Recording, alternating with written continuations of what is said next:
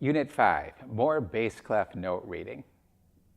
You've probably heard of the term major scale. A major scale is a 7-tone scale. So we have 1, 2, 3, 4, 5, 6, 7, and back where we started, or a do, re, mi, fa, sol, la, ti, do.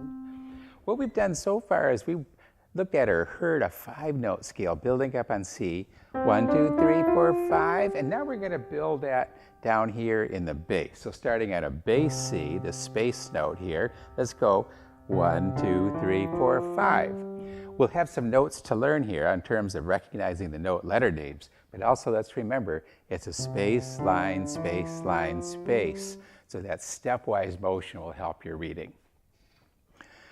5 notes of a major scale then, they're important, those first 5 notes, because we've seen that stressing of scale step 1 and scale step 5.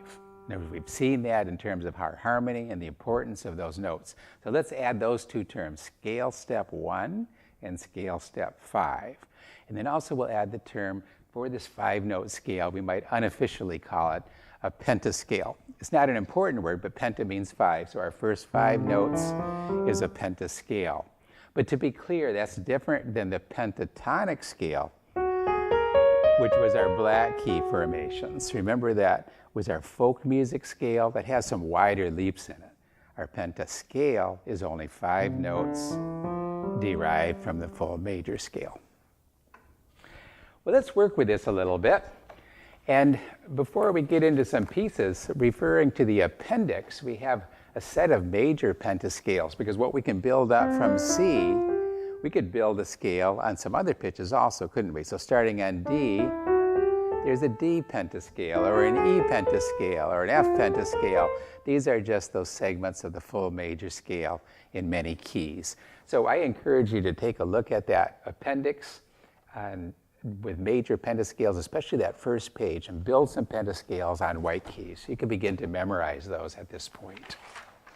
So putting our pentascale, our 5-finger scale, to use, let's listen to some Haydn with Surprise Symphony.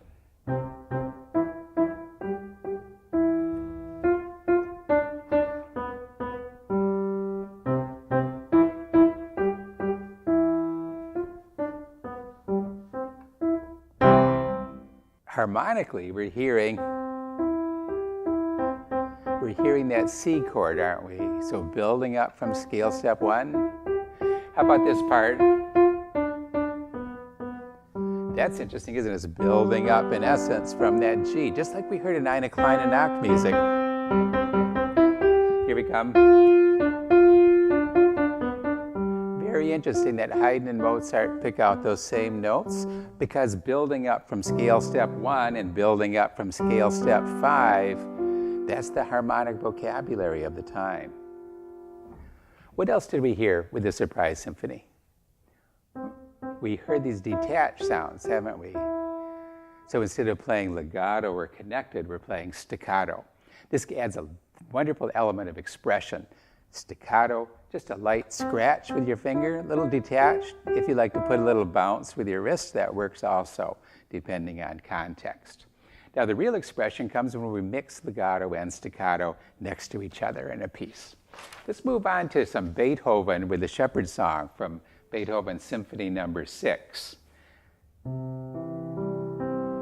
He's opening with these notes of the C major scale. In other words, just rolling out the C major.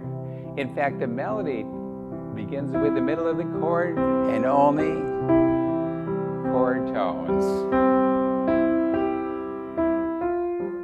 There's a harmonic change, isn't it? That's when we do that harmony based on that step 5.